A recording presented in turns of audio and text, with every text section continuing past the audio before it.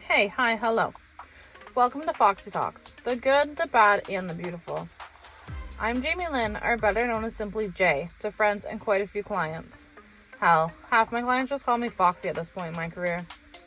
I'm a medical esthetician and permanent makeup artist located in Ajax, Ontario, and own Foxy Winks Beauty, your one-stop beauty shop. On this podcast, we're going to discuss it all things beauty, business highs and lows, client stories, motherhood, and being in that weird dynamic of being in your 30s. In between those segments, I'm going to have some guests on. This podcast is going to be real and raw, and there may be some cussing here and there. Apologies in advance, but like I said, it's going to be real and raw. We're going to talk about subjects that tend to be taboo or people avoid talking about, because I do truly think as a business owner, they should be discussed for any future business owners to see or for us to lean on each other to get some more insight. If there's a topic you'd like discussed or interested in hearing, please let me know by emailing info@foxywinks.ca. And now, let's jump into this week's episode. Hello, what's up? Alright, I'm setting a New Year's goal already, and that is to get on a better schedule posting the podcast. But life is just hella busy right now and flying by.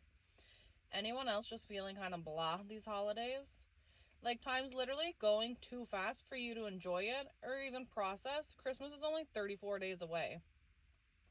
If you ask me, it feels like we completely skipped October and somehow ended up over halfway through November. Like, I can't even tell you what I've done the last little bit because it feels like it's all just been one big day. And speaking of holidays coming up, I want to talk about traditions in your household. Specifically, how the big man in red tends to do things at your house. So if you have kids that tend to ask questions and look into things, this is your pre-warning. That I'm going to tread water lightly on the topic, not mess up with any magic. A debate my husband and I have had since we've lived together is, do you or do you not wrap gifts from Santa? In our house, he wraps the gifts. That's what I grew up with, and that is what I have kind of forced on hubby. However, my husband said that Santa drops the gifts off and then they're just put under the tree unwrapped, and that's how you knew they were from him. But I think that it's more fun for the kids to unwrap them, so we've always just wrapped them up. But what do you guys do? I would love to know. And a kind of fun tradition we have now that we still don't quite know how this happened. When I was a little girl and still lived in Oshawa, my siblings and I found a bell in our backyard, and our dad always told us it was maybe from one of Santa's reindeer. So from then on, we always put the bell out and see if it's ever going to be taken, and the kids absolutely love it. And this year, I found a cool license, someone's license, that will be left out somewhere. And then my husband never did Christmas PJs Christmas Eve, so that's another tradition I've kind of sprung on him that we do now. The last couple years, I've been making the kids like a hot chocolate and treat box, and then they get their PJs and we watch a movie before we go to bed. Growing up, we would always go to my great-grandmother's apartment Christmas Eve. That was tradition. And on our way home from visiting family and whatnot at her place, my dad would always put on the Santa tracker, and we listened to that our whole way home, which was really fun. And the kids kind of love. We go and see lights on Old Scugog Road. If you're not from Durham region, I highly recommend checking it out in Bowmanville. All the mansions do the houses right up. There's some that do like videos and whatnot. Sometimes the big man in red makes a surprise appearance and you can walk along and get candy canes. That's kind of newer that they've started doing that, but it's really fun for the kids. But I want to know, like, what do you guys do? What are some fun traditions? That my son wants to start is doing, I think it's called the Christmas pickle, and putting it on the tree. I read that it's supposed to bring good fortune and whatnot, but I want to know, does it have to be like gifted to you? Can I just go buy a pickle ornament and let him put it on the tree? How does that work? If anybody wants to let me know, I would absolutely appreciate it. And for the second segment, if you seen my story yesterday, it's for my service providers, specifically targeting them. Do you offer more than one service? Do you offer multiple? Or do you just focus on maybe lashes, just tattooing? How does your business work? And also, in regards to the last podcast, I love that everybody loved the breakdown of lip blushing and whatnot.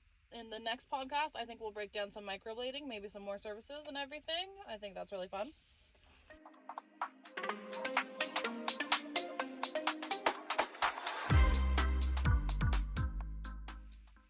So back to what services and how many you provide. Let's start with a little backstory on my journey into the industry. So I started with just doing lashes, and I did it mobile. I didn't start at anybody's salon. I didn't rent right away. I literally packed up my lash bed, my stool, light, my kit in my Jeep, and I'd carry them in and out of people's places. The only thing I found with doing it mobile, because I was just starting out and whatnot, is I'd go all over. But like apartment buildings, they don't always have elevators.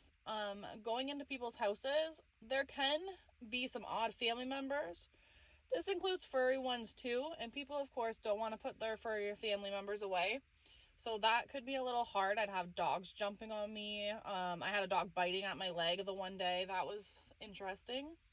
So that was a lot. I ended up renting my first studio probably 6 months after I started lashing. So that was really good. I got really lucky with that one.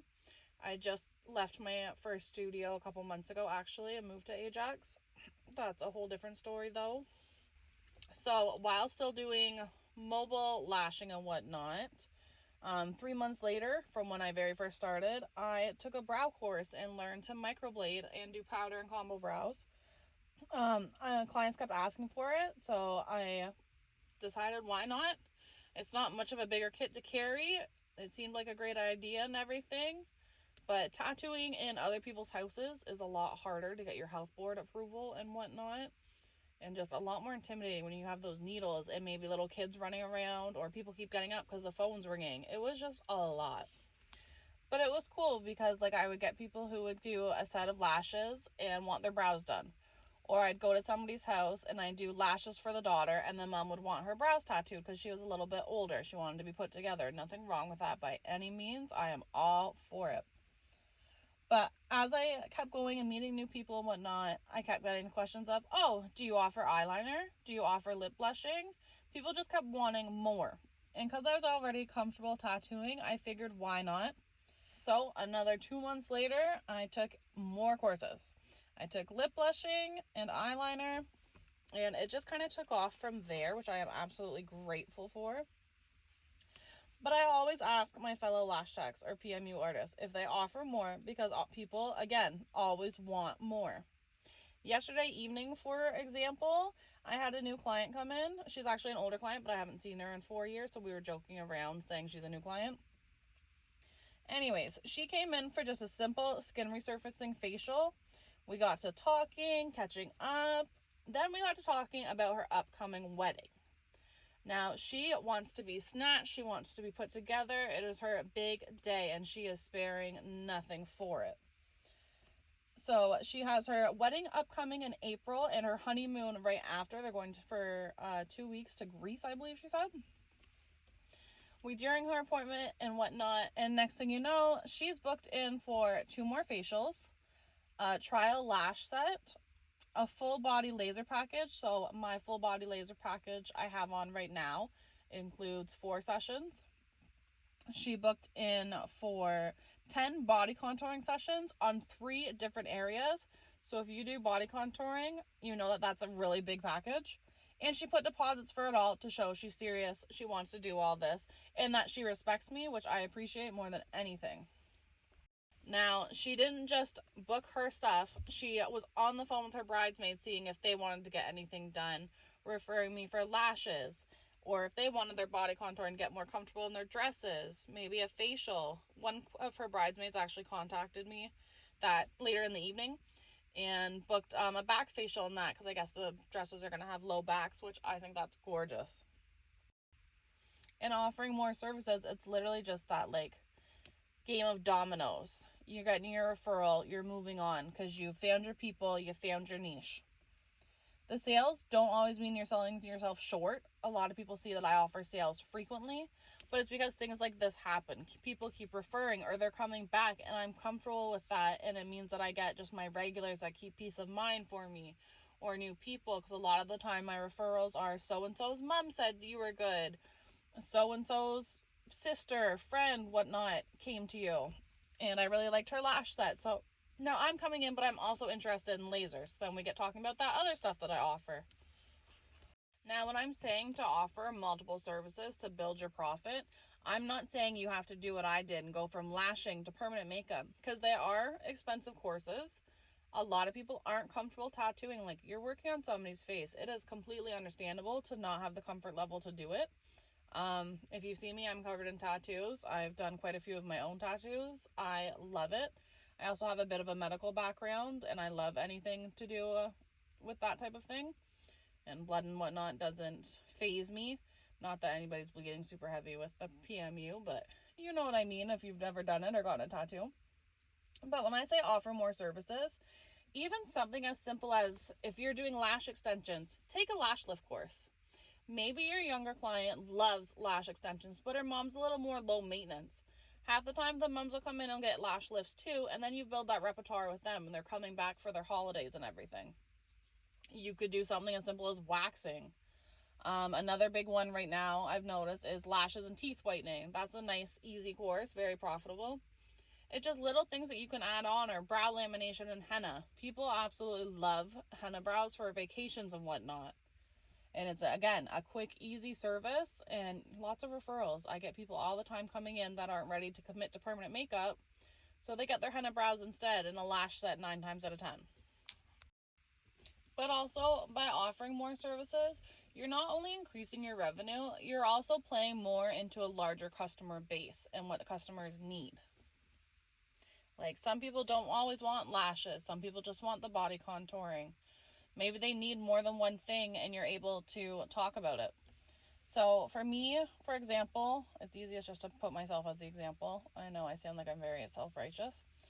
However, I am usually doing a facial, we'll say, and clients are going on about, what's that machine? What's this machine? And maybe they've talked about going on vacation. They're not quite comfortable with their tummy or something.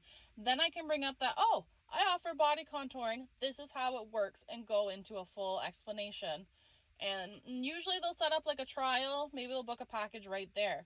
But if I didn't offer the services, then I wouldn't be able to appeal to what else they're needing. I have also built long-term relationships with clients that I've done the last almost 6 years.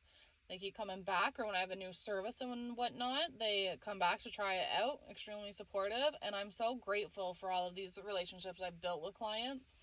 I am very fortunate to have quite a few long-term, very supportive ones that for every single thing I do, they are right there, or they are sharing my stuff, liking it, anything. They're just there. And it's because of building that relationship through multiple things. And quite a few of these clients are actually also service providers. So we kind of build off each other, and it's really awesome. But it's also not just diversifying you. I don't even know if that's a word. But it's also keeping you competitive in an already fairly competitive market by being able to do so much. People would love to go to just one place versus having to travel all over for multiple things. Many of my clients will come in, and Lord, we spend hours together doing multiple different services all at one, and that's their you time. Like I was saying in the last podcast about being high maintenance but low maintenance. Those are my girls that come spend an afternoon with me, and then they're good for 4 or 6 weeks, however long. And with offering all the services, that's why my slogan and everything, I know it's a big slogan everywhere, but it's your one-stop beauty shop. Because I literally have everything from lash extensions to laser hair removal, body sculpting, tattooing. You name it, I probably offer it. If not, I guarantee I'll be taking a course soon, because I absolutely love learning. And to take it away from just the profiting, it keeps my days busy. It keeps my days interesting. Complete respect to my girls who just do lashes, but I couldn't do them anymore for a full day. I like that my days will go, I'll have a lash set, body contouring, a tattoo, maybe a lash fill, and then some laser again, henna brows, a facial. Like, it just changes, and it keeps you sharp and on your toes with your skill set. Plus, bringing it full circle back to profiting, I teach a lot of what I train, so that's also good. And I'm really, maybe as I'm getting older, because I've been in the industry now almost 6 years, I'm just kind of leaning more towards I want to train and kind of just do my regular clients, but train more girls to get into the industry because it's worth it. There's somebody for everybody. Millions and billions of people in the world. There's enough room for all of us. But I think it's great skill sets to have and to work for yourself, especially if you have a family. So why not take all the courses, learn more, keep yourself busy? And going back to the holidays and working, to kind of end it on that note, has anybody else noticed how incredibly slow this November has been? Like, I know it's usually that calm before the storm, but I've never seen it as slow as it's been. Knock on wood, my books have started to get absolutely jam-packed for December, and now I'm feeling overwhelmed after being very overwhelmed from not being booked. Now it's quite the opposite. I'm overwhelmed from so many bookings and fitting in family stuff and just keeping the house tidy, which mine is not. We also started decorating way early, and it's been one of those things where I was all gung-ho, bought a ton of DIY stuff to start, did half of it, and now it's kind of just sitting in my living room because I haven't had time between work and kid stuff and whatnot. I won't even lie, this has been one of the hardest years I've ever dealt with. Depression's been a big thing, and any of my clients or anybody who talks to me knows I'm really open about it. I'm not shy to talk about it, do a lot of therapy. If you ever need somebody to talk to, I'm always there. Not to be that cheesy cliche, but like, you gotta talk about it. You gotta get it out. These times are hard. This economy sucks. But here's to wishing booked and busy on all my ladies, whether you're a service provider or just work in general. I hope everybody has good holidays as they're coming up, gets to see family, and try not to stress about it too much. Just seeing family, and that's enough. The gifts and that, they'll come and go. They'll be forgotten about. But seeing everybody is what you'll remember forever. So I'll catch you guys on the next podcast. Bye.